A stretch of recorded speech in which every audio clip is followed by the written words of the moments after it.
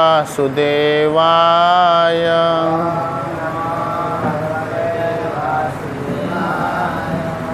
ओम नमो भगवते वासुदेवाय।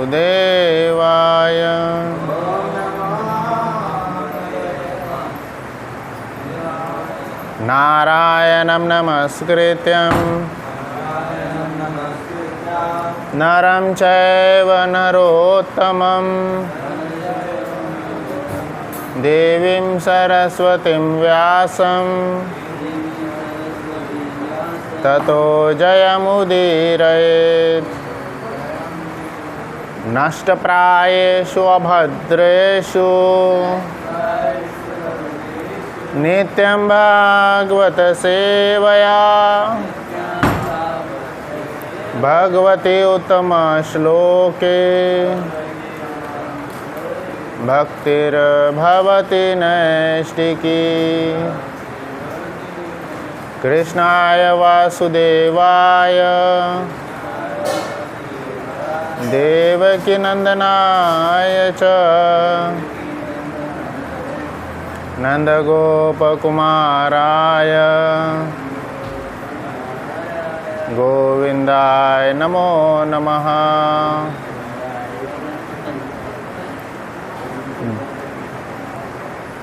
हरे कृष्णा। श्रीमद्भागवतम द्वितीय स्कंद 9वां अध्याय 5वां श्लोक। आज हम 5वें श्लोक पे चर्चा करेंगे। स आदिदेव जगतां परः गुरुः स्वाधिन्यम् आस्थाय शुश्रूषाय एक्षात् ताम् अध्यगच्छत् दृशम् अत्र सम्मतां प्रपंच निर्माण विधि यया भवेत्। अब पूरा श्लोक दोहराएंगे। स आदिदेव जगतां परः गुरु।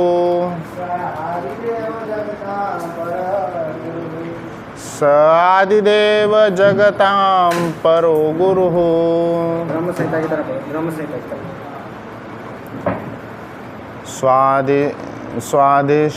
स्वाधिष्ठायामास्थाय शुश्रूषया एक्षात् स्वाधिष्ठायामास्थाय शुश्रूषया एक्षात्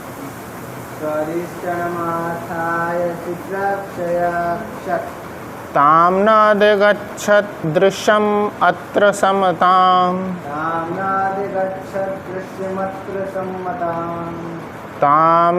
अधिगच्छत् दृश्यम् अत्र सम्मताम्। प्रपंच निर्माण विधि यया भवेत्। प्रपंच निर्माण विधि यया भवेत्। स आदिदेव जगतां पर गुरु।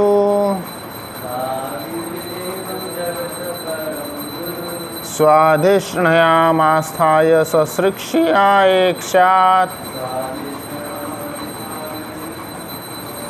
तां न अधिगच्छत् दृश्यम् अत्र सम्मताम्।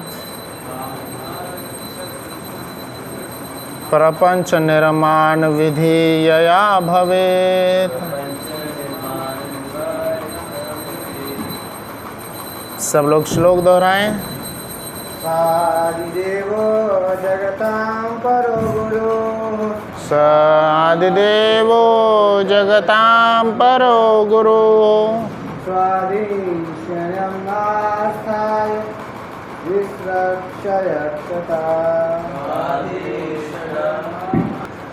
श्रील प्रभुपाद की जय। शब्दार्थ। सह वे आदिदेव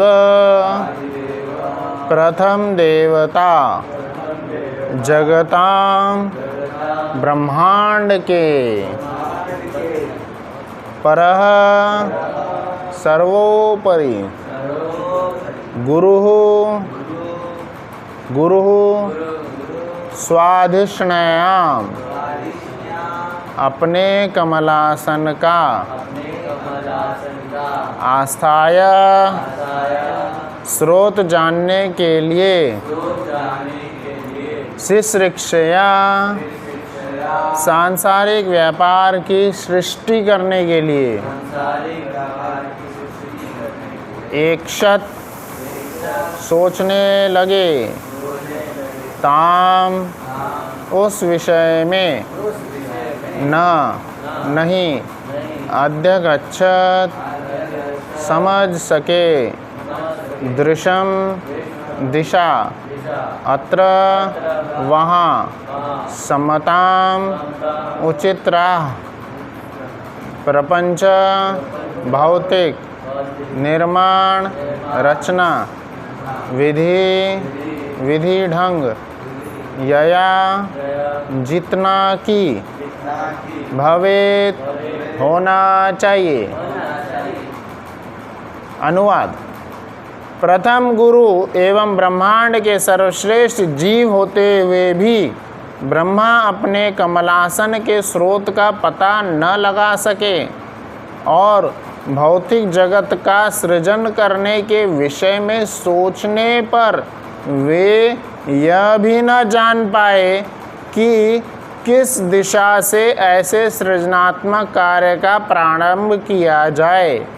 न ही वे ऐसी सृष्टि करने के लिए कोई विधि ही ढूंढ पाए।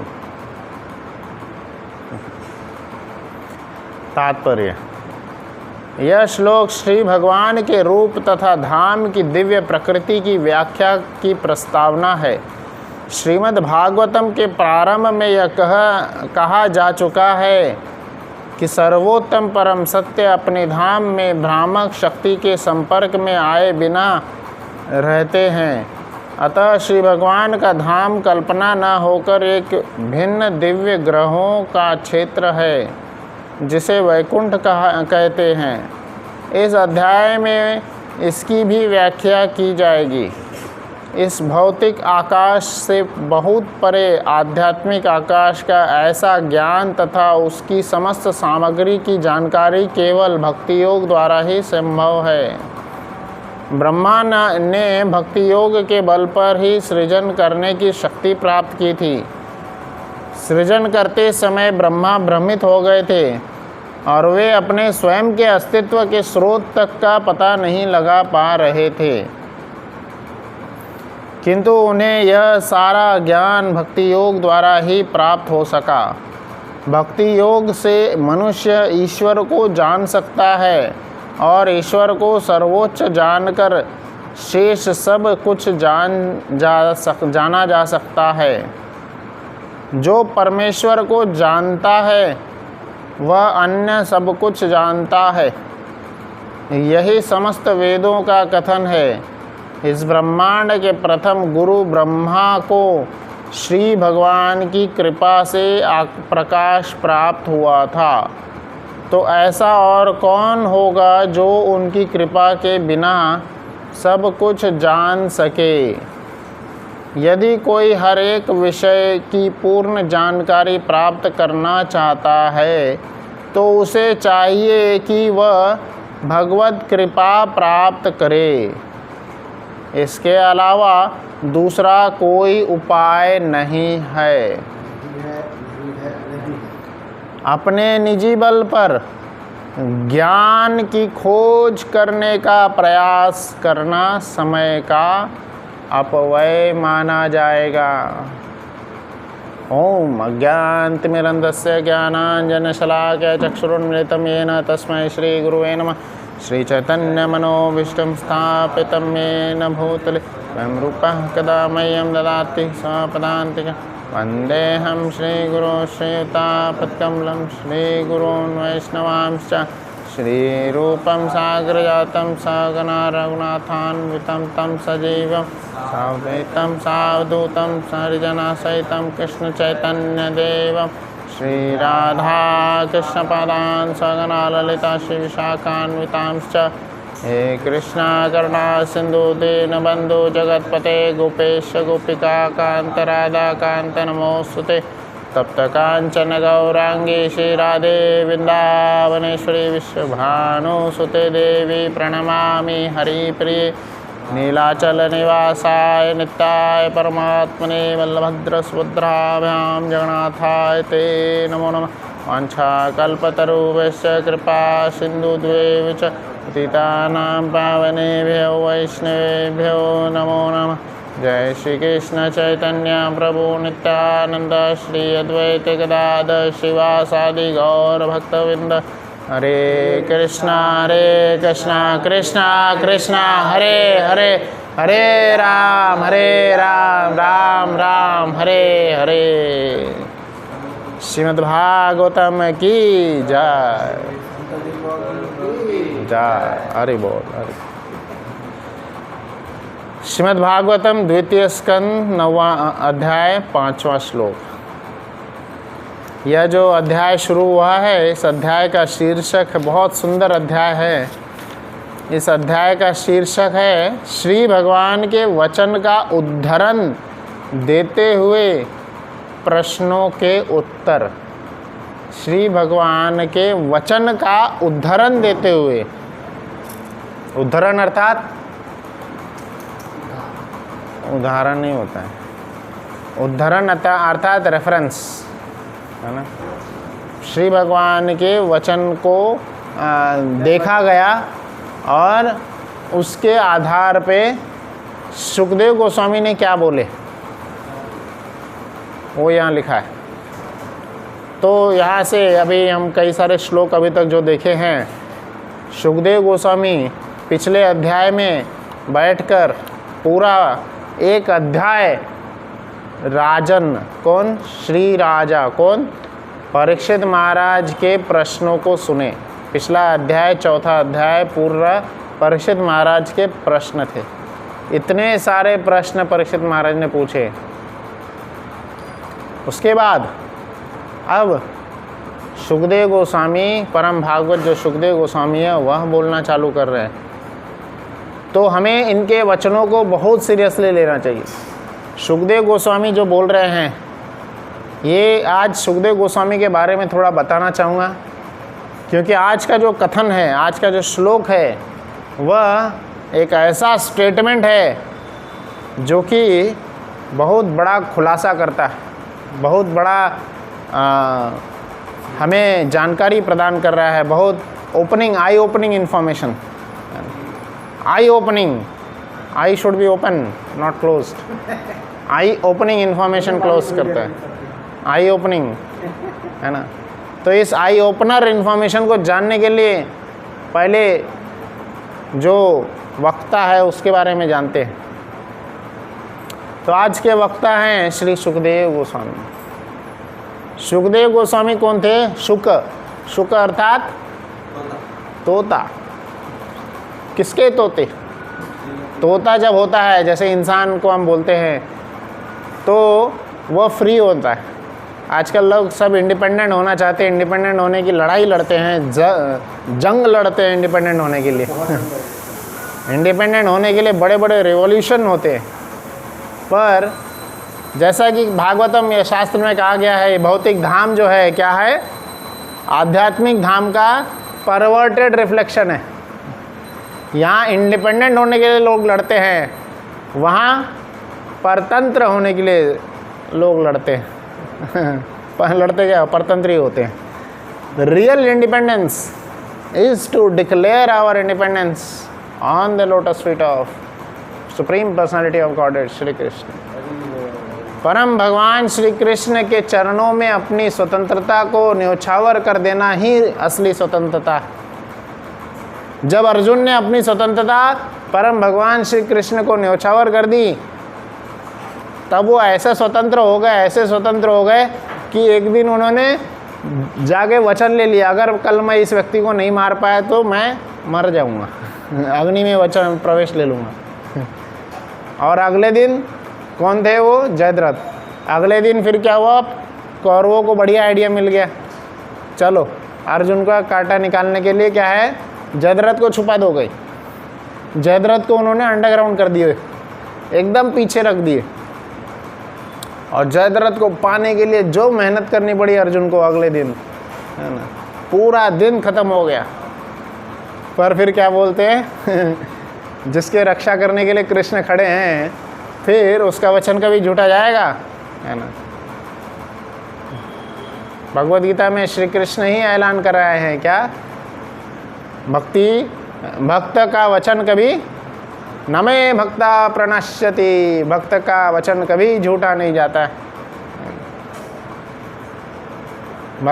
श्रील भक्ति विनोद ठाकुर ने बोले थे कि इस धरातल पर देशी विदेशी सब लोग आकर के भगवान के धुन में भगवान का गुणगान करते हुए नाचेंगे। आज नाच रहे हैं। और श्रील प्रभुपाद जी ने भी बोले थे कि 10,000 साल तक जो शास्त्र का वचन है यह कलयुग रहेगा, और हम सिर्फ और सिर्फ जब 16 माला जप करेंगे और 4 नियम पालन करेंगे, है ना, तो कोई भी व्यक्ति इस कलयुग के प्रभाव से निकलकर भगवत धाम जा सकता है। श्रील प्रभुपाद जी इसका खुद गारंटी लेते हैं, और कई सारे इसके उदाहरण भी हैं।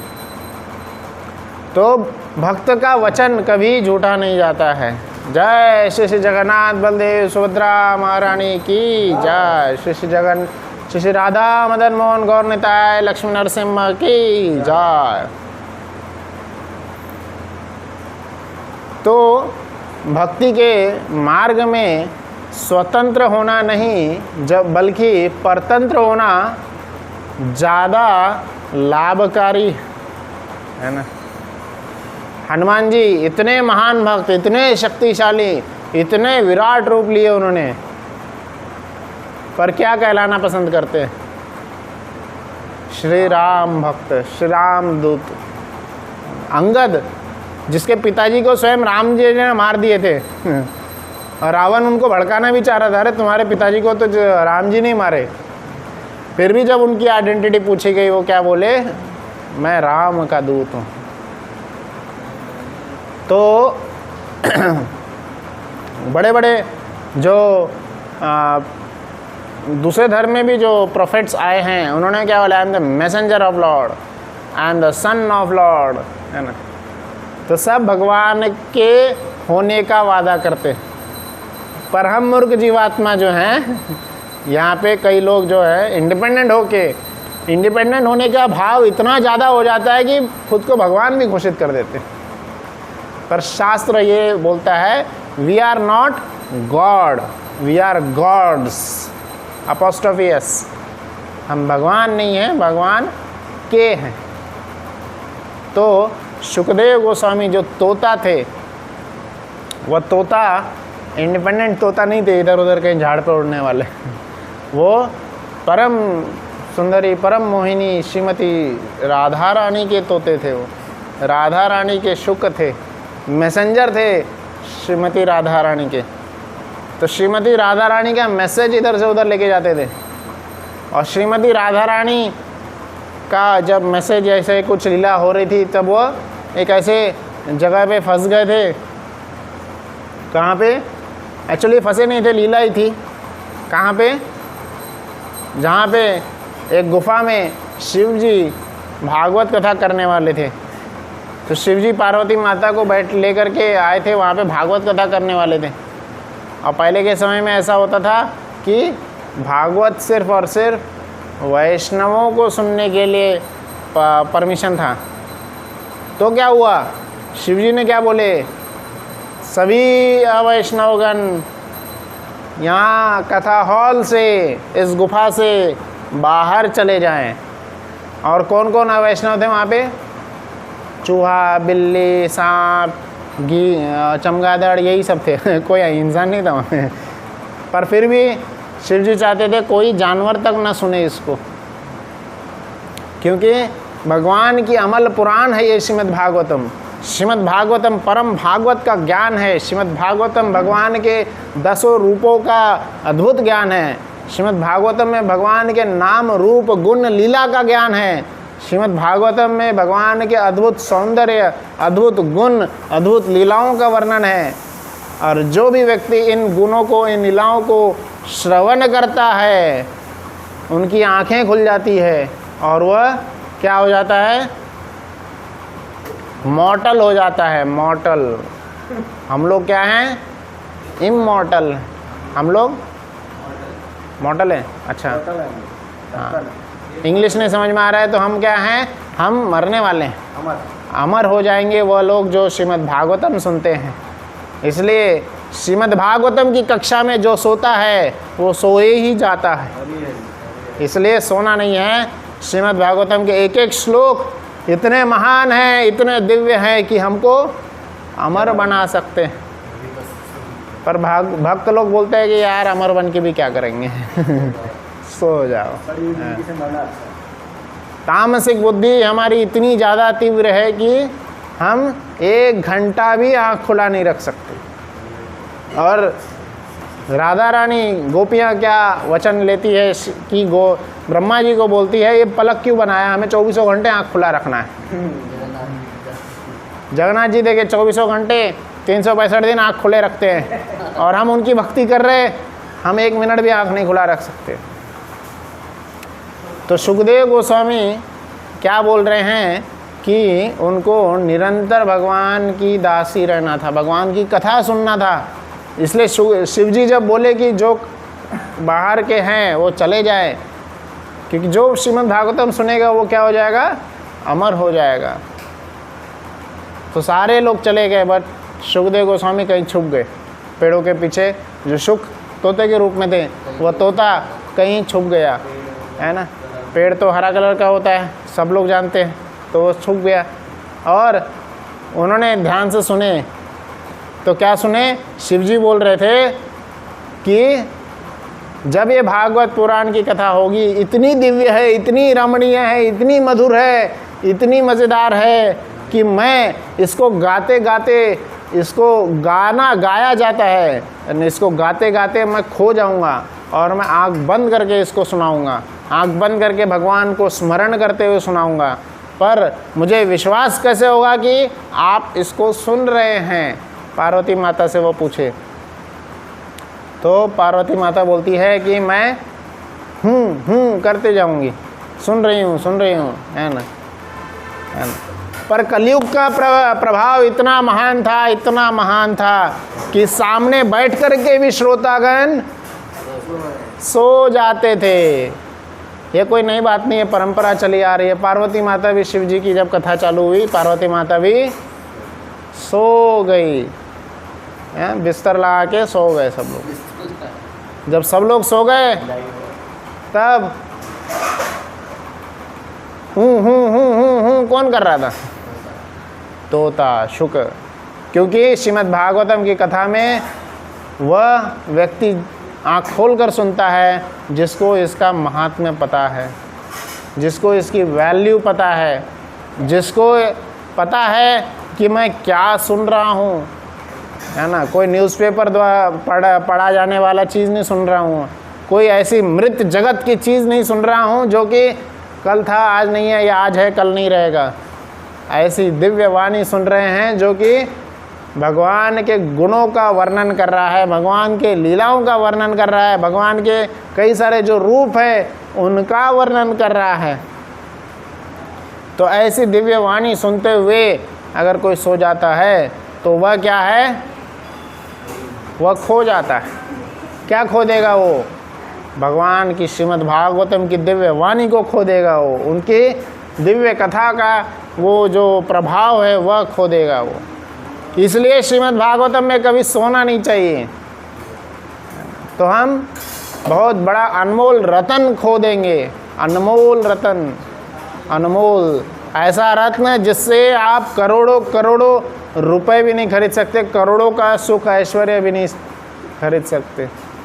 तो ऐसा अनमोल रतन जो है शुक जो है तोता, वह नहीं खोना चाहता था। तो इसलिए जब श्रीमद् भागवतम की कथा हो रही थी, अगर वो हूँ नहीं करता तो सुनता कैसे?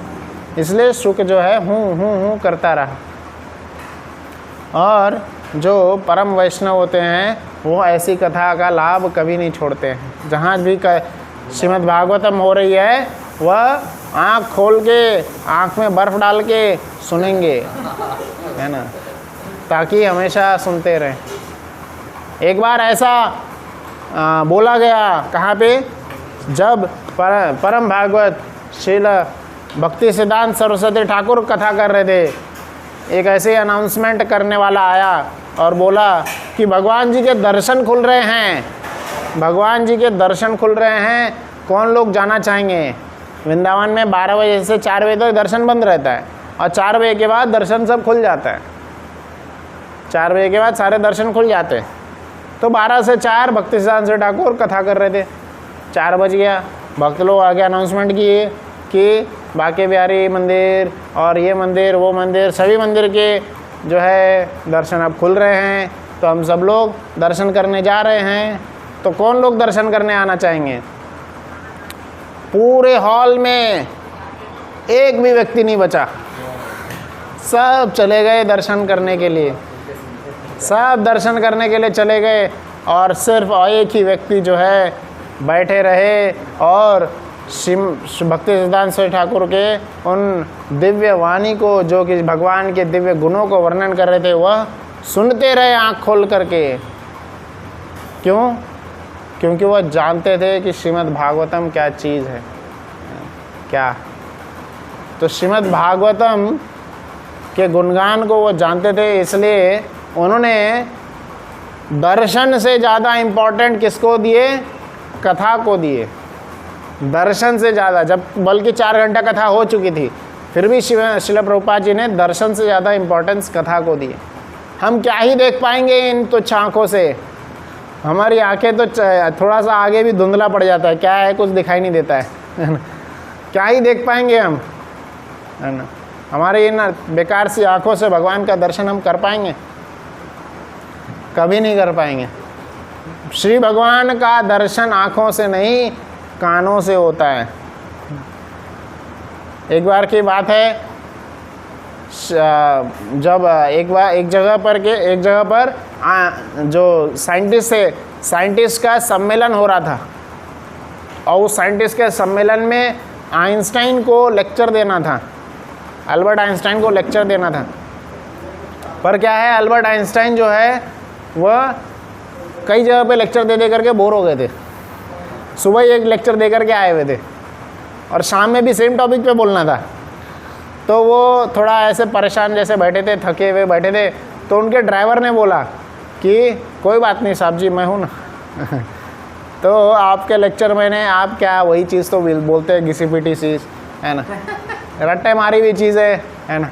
बचपन में मैं यही करता था, इसलिए आगे नहीं बढ़ पाया तो वो क्या बोला, आपका लेक्चर मैं दे देता हूँ, आप बैठिए आराम से, एसी की हवा खाइए, थोड़ी देर सोइए, मैं लेक्चर दे देता हूँ।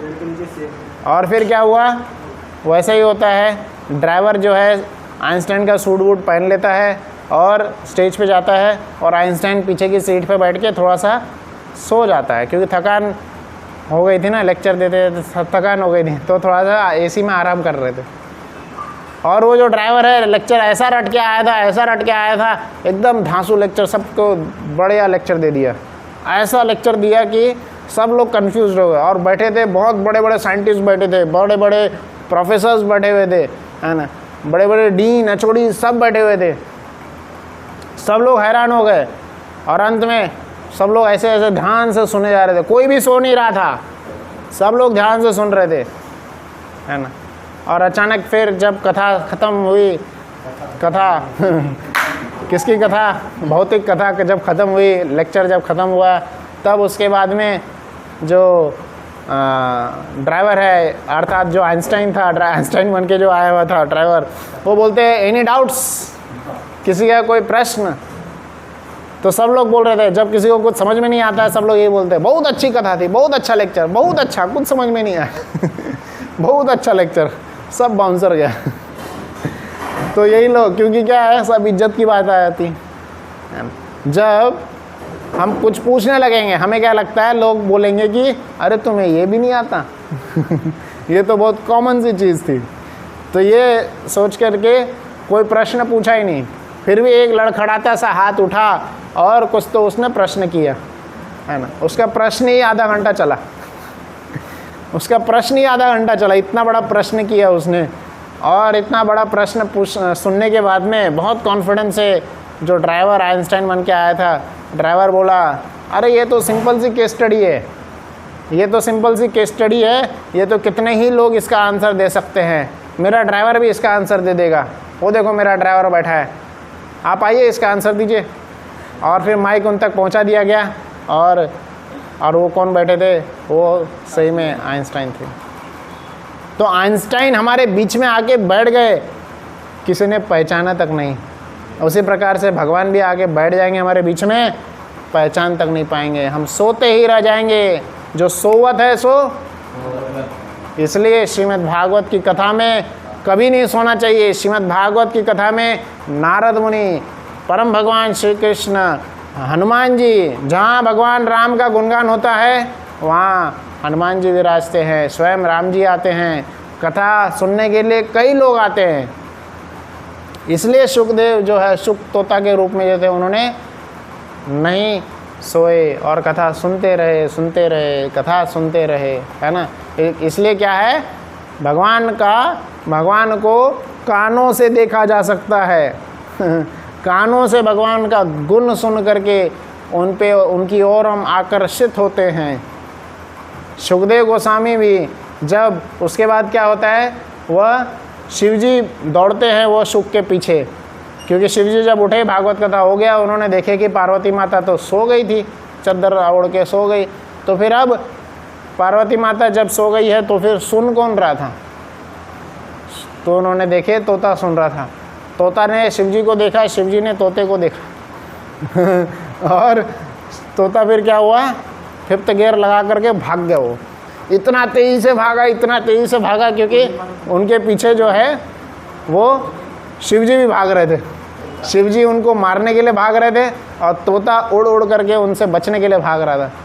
पर फिर थोड़े समय के बाद में तोता क्या देखता है कि व्यासदेव की जो वाइफ थी अर्धांगिनी, वो जम्हाई ले रही थी थोड़ी दूर पे, है ना।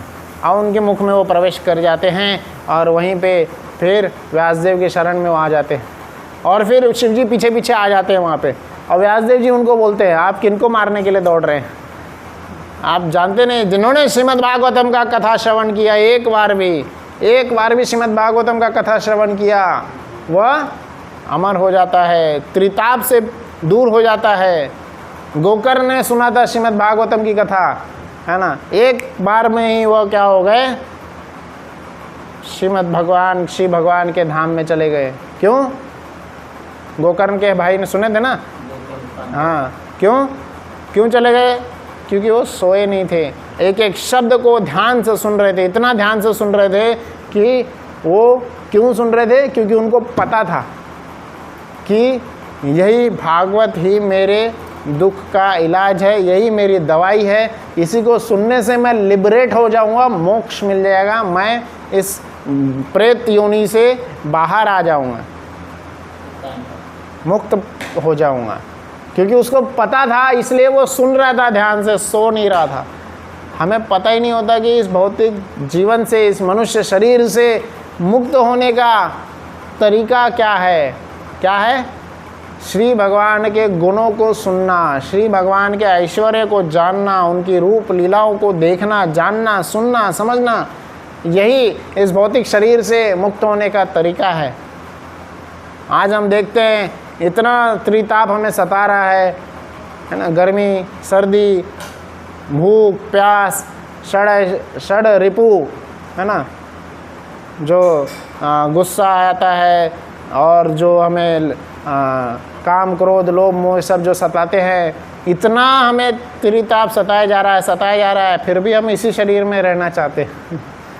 हम सुने हैं कि श्रीमद् भागवतम सुनने मात्र से ही इसका एक एक श्लोक इतना दिव्य है, क्या हो जाएगा, हम परम धाम को प्राप्त हो जाएंगे। और वह सुखदेव गोस्वामी जब व्यासदेव जी के वाइफ के गर्भ में रहे तो वहाँ पे 16 साल रहे, वो 16 साल।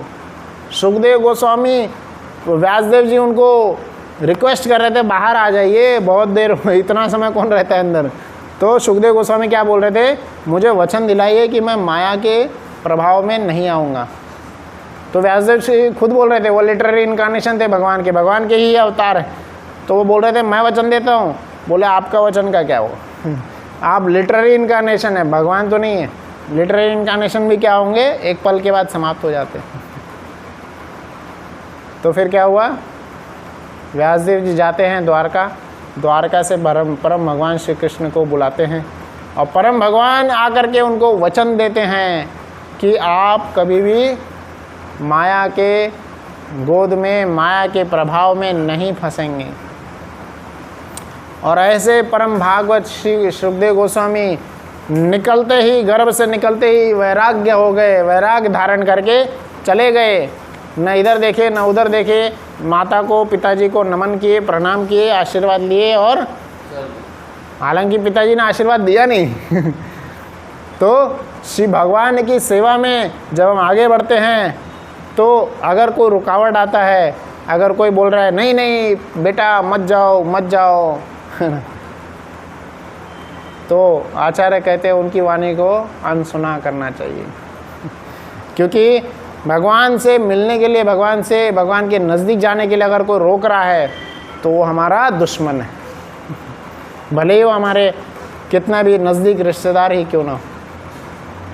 तो सुखदेव गोस्वामी जाते गए और पीछे उनके व्यासदेव जी, उनके पिताजी जो है चिल्लाते रह गए, हा पुत्र। और व्यासदेव जी को उनके चिल्लाने के रेस्पॉन्स में क्या सुनाई दिया, उनकी ही वाणी जो रिफ्लेक्ट होकर के आ रही थी पेड़ों से रिफ्लेक्ट होकर के उनकी ही वाणी सुनाई दी और कुछ नहीं। और सुखदेव गोस्वामी चलते चले गए। श्रीमद् भागवतम में वर्णन है, जब वो चलते जा रहे थे, बगल में तालाब था, तालाब में कुछ स्त्रियां नहा रही थी और स्त्रियों पूरा जो है अर्धनग्न अवस्था में नहा रही थी।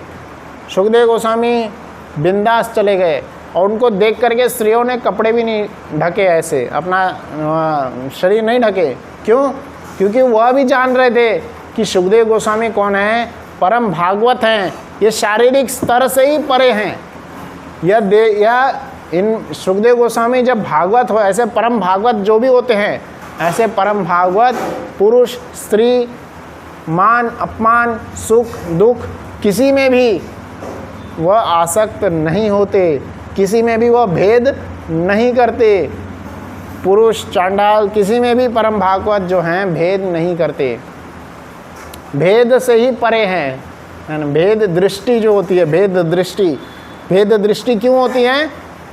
क्योंकि हम स्वार्थी हैं, हम स्वार्थी मनुष्यों में ही भेद दृष्टि होती है। इससे मुझे फ़ायदा मिलेगा तो मैं इसके पास रहूँगा, इसके जो नुकसान है तो क्यों रहूँ इसके पास। भेद दृष्टि करने वाले लोग श्री भगवान को प्राप्त नहीं कर सकते। वहीं पीछे पीछे उनके पिताजी व्यासदेव जी आ रहे थे, उनको देख करके वह स्त्रियां जो है कपड़े पहन लेती है, ढक लेती है। व्यासदेव जी खुद उनसे पूछे, अरे मेरा बेटा अभी गया, वो तो पूर्ण नग्न अवस्था में जा रहा था। सुखदेव गोस्वामी जैसे माँ के गर्भ से प्रकट हुए, गर्भ से प्रकट जैसे वे उसी अवस्था में चले गए थे जंगल, और उसी अवस्था में पूरा भ्रमण करते रह गए, जैसे प्रकट हुए वैसे ही निकल गए थे तो व्यासदेव जी पूछे तो वो खुद यही बता रही थी कि वह कोई भेद नहीं करते हैं, पर आप गृहस्थ हैं तो आप भेद करते हैं, इसलिए हमने ऐसा किया।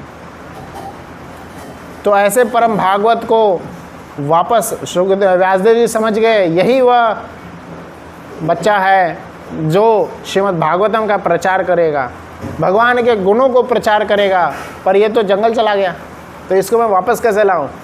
तो उन्होंने अपने कुछ चेलों को बहुत सुंदर सा 2-3 श्लोक रटाए, भगवान के गुणों का, भगवान के ऐश्वर्य का, भगवान के प्रभाव का ऐसा सुंदर श्लोक रटाए और बोले मेरा बेटा इसी जंगलों में कहीं है, आप जाइए और जंगल भर में यह श्लोक बोलते चले जाइए। यह श्लोक को सुनकर सुखदेव गोस्वामी परम विरक्त परम भागवत जो है वापस आ जाएंगे और भगवान के गुण को आँख खोल कर सुनना चाहेंगे, क्योंकि भगवान के गुण जो है मुक्ति प्रदान करने वाले हैं। पर हमें हर प्रकार के दुखों से दूर करने वाले होते हैं श्री भगवान के गुण। और कौन सा श्लोक है वो? अहो बकीयम स्तनकालकूटम जिघाम सयायादपि स्वसाध्वी लेभे गतिम धात्रीम उचितम तत्रोऽन्यम कम वा दयालुम शरणम व्रजेत। ये श्लोक को रट्टा मार के याद करना है। यह श्लोक में बताया गया है कम वा दयालुम शरणम व्रजेत। हम कितना भी पाप कर लेंगे ना, हम दिन भर में अनेक पाप करते रहते हैं, हम इतने पाप करते हैं कई बार खुद पे घृणा आती है हम ऐसे हैं बाहर से तो भक्त होने का ढोंग करते हैं, पर हम ऐसे इतने गिरे हुए हैं। यह श्लोक हमें आश्वासन देगा, कितने भी गिरे हुए हों, परम भगवान के शरण में जब आएंगे ना, उनके लिए कुछ ले करके आएंगे ना, उनको कुछ ऑफर करने के लिए जब आएंगे, वह परम दयालु हैं, कृपा के सिंधु हैं, करुणा के सिंधु हैं, वह हमें स्वीकार कर लेते हैं, जैसे उन्होंने पूतना को स्वीकार किए। सुखदेव गोस्वामी भी आश्चर्य से यह श्लोक सुन रहे थे। व्यासदेव जी क्या बोले थे? अहो बकीयम, अहो अहो अर्थात आश्चर्य से बोल रहे। बक की बहन बकी, बकासुर जो था उसकी बहन बकी अर्थात पूतना। अहो बकीयम स्तन कालकूटम, स्तन में कालकूट नाम का विष लगाकर आई थी और वह भगवान को मारने आई थी, भक्त के रूप में आई थी, पर स्तन में विष लगा के आई। तरीका क्या था मारने का? कि मैं भगवान को दूध पिलाऊंगी, इसी बहाने वो मारना चाहती थी, पर भगवान को कुछ देने आई थी, है ना, भगवान को देने आई थी। तो जब हम भगवान को देने आएंगे, भगवान से यह भाव देखते हैं। भगवान अपनी बड़ी बड़ी आँखों से, जगन्नाथ जी अपनी बड़ी बड़ी आँखों से क्या देख रहे हैं? वो एक छोटा सा गुण जो हमारे अंदर है, हजारों दोषों को साइड में रख करके एक गुण उन्होंने देखे कि यह मुझे कुछ तो देने आई है, कुछ तो देने आई है ना, मुझे संतान माँ के रूप में देने के लिए आई है। तो इसी भाव को देखते हुए कृष्ण ने लेभे गतिम धात्रीम ततो अन्यम, धात्री का स्थान दे दिए। हमेशा नर्स जो होती है ना, नर्स माँ के असिस्टेंट के रूप में जो होती है, वह स्थान दे दिए। भगवान के परम धाम को प्राप्त हो गई वो। क्यों? क्योंकि वह भगवान को देने आई थी। तो इसलिए हमें जब भी आए भगवान के मंदिर में, कृष्ण के मंदिर में, कृष्ण के धाम में जब भी आए, उनके लिए कुछ लेकर आएँ।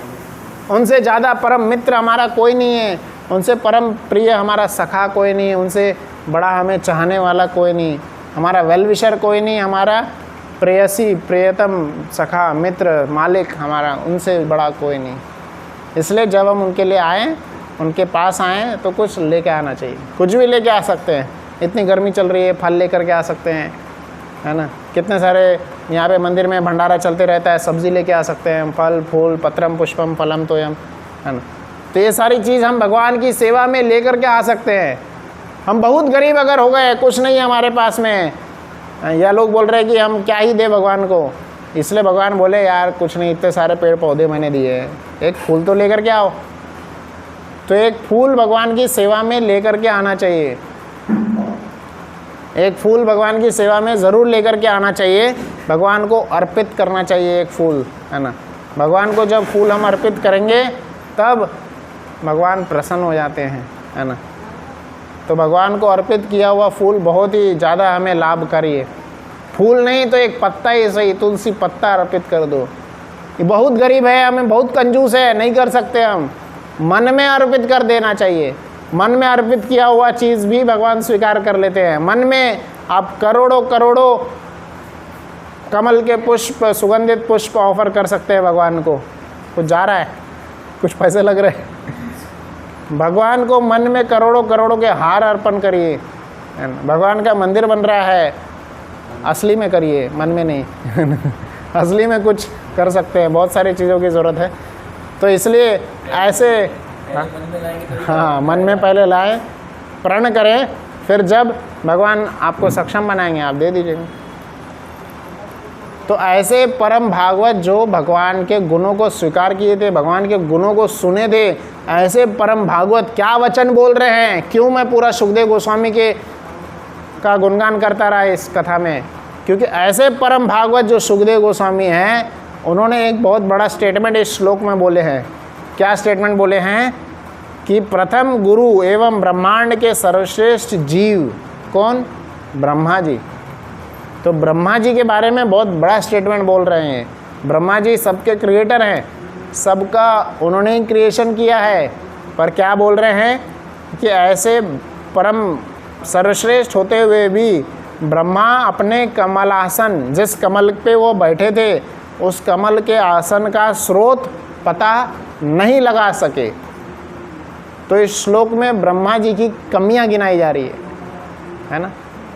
जैसे हमें अगर कोई बहुत बड़े व्यक्ति की कमी अगर सुना रहा है, तो हम ऐसे किसी भी अरे गहरे पे विश्वास नहीं करते हैं, है ना। पर अगर कोई बहुत ऑथेंटिक व्यक्ति सुना रहा है तो विश्वास करना ही चाहिए। ऑथेंटिक व्यक्ति किसी बड़े व्यक्ति की कमी सुना रहा है। तो क्या सुना रहे हैं कि ब्रह्मा जी अपने कमल के स्रोत का पता नहीं लगा पाए, और दूसरा उनके पास में ये भौतिक जगत का सृजन करने के विषय में सोचने पर वह यह नहीं जान पाए कि किस दिशा से सृजनात्मक कार्य प्रारंभ किया जाए, है ना। जैसे आजकल भी हम देखते हैं कई सारे डॉक्टर्स, पेशेंट आता है जो बुद्धिमान बहुत ज़्यादा पढ़े हुए होते हैं, बहुत ज़्यादा हमेशा बुक में खोए हुए होते हैं, बहुत एक्सपीरियंस होता है, वो डॉक्टर तो समझ जाते हैं क्या बीमारी है। पर कई डॉक्टर जो है बीमारी नहीं समझ पाते, देखने पर कई सारे टेस्ट करने पर भी बीमारी नहीं समझ पाते, उनको पता ही नहीं होता इलाज कहाँ से शुरू करें तो ब्रह्मा जी के बारे में भी यही नहीं बताया जा रहा है। ब्रह्मा जी को ऑर्डर दिया गया तब तपस्या करें, सृजन करें। तो यह सृजन का कार्य शुरू कहाँ से करें? पहले क्या बनाएं? पहले ईंट पत्थर रखें कि पहले सीमेंट डालें कि पहले क्या करें कुछ समझ में नहीं आ रहा था उनको। तो सृजनात्मक कार्य कहाँ से शुरू करें, कैसे शुरू करें, ब्रह्मा जी को कुछ समझ में नहीं आ रहा था। ऐसी सृष्टि करने के लिए कोई विधि वह ढूंढ नहीं पा रहे थे। तो ब्रह्मा जी जब कोई विधि नहीं ढूंढ पा रहे थे तब वो क्या करते हैं, वो हम अगले श्लोक में देखेंगे, है ना। तो आज के श्लोक में हम ब्रह्मा जी की एक छोटी सी कमी हम देखें, क्या कि वह जब हुआ था, इसके पहले श्लोक में हमने देखे कि ब्रह्मा जी का अभी सृजन हुआ है, ब्रह्मा जी अभी प्रकट हुए हैं। अब ब्रह्मा जी जब प्रकट हुए कमलासन से, वो कमल का स्रोत नहीं देख पाए और वो भगवान से प्रार्थना करते हैं, कुछ नहीं जान पा रहे थे कहाँ है, कौन है, क्या है, हमें क्या करना है। हम भी जब सुबह सुबह उठ जाते हैं, कई बार हमारे साथ भी ऐसा होता है, बहुत गहरी निद्रा में होते हैं, हम उठ के बोलते हैं कहाँ हूँ मैं, क्या है। हमारी याददाश्त भी कई बार भ्रमित हो जाती है ना। फिर भगवान की कृपावश हमें फिर से सब कुछ याद आ जाता है, हमारा नाम क्या है, हमारा कौन से घर में है, कहाँ जाना है। फिर घड़ी देखने के बाद याद आता है अरे ऑफिस जाना है मंडे है आज, संडे छुट्टी ख़त्म। तो यह जो ब्रह्मा जी के बारे में हमने बताया, तो यह सुखदेव गोस्वामी का गुणगान हमें ज़रूर याद रखना चाहिए।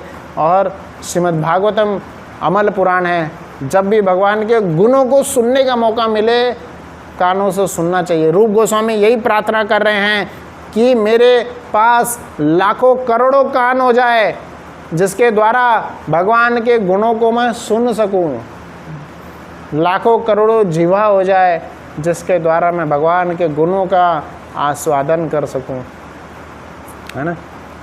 और श्लोक भी हमने देखे जिसमें श्री भगवान के परम करुणा, परम गुण का वर्णन किया गया था। कौन सा?